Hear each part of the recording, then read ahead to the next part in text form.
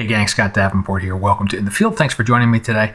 Today's video is digging into the archives, going back to 2017, a visit I made to a very empty Mission Beach, but I still did find things to photograph. Let me get you out there and show you what I found, and then I'll talk about one of the photos that I decided to work on.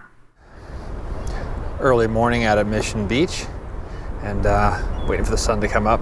If I get lucky, the sun's going to light up this lifeguard tower, which is pretty darn cool. Although there's a ton of construction around it, which is all silhouetted right now. I'm not sure if it's actually going to look nicer once that sun does come up. It's still dark, but you can get an idea that this beach is empty.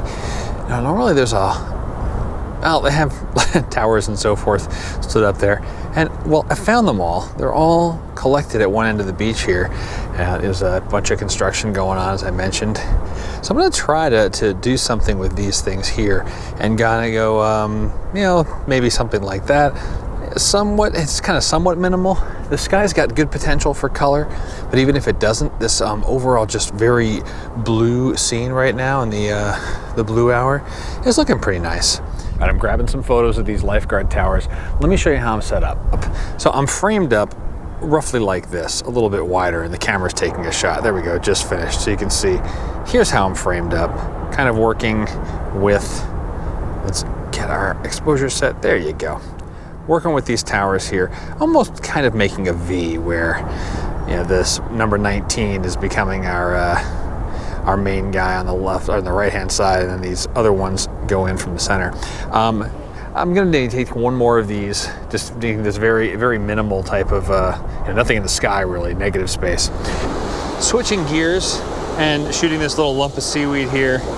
There's the big jetty in the background, and a really just pleasingly calm sky.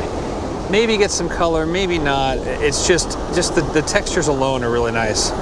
So I have the camera doing a very long exposure right now. I'm really low to the ground, so this is pretty low. I usually don't get the tripod down this far, but I wanted to get this seaweed and the space between it and the ocean minimized. Of course, the surf started to rise up a little bit there too.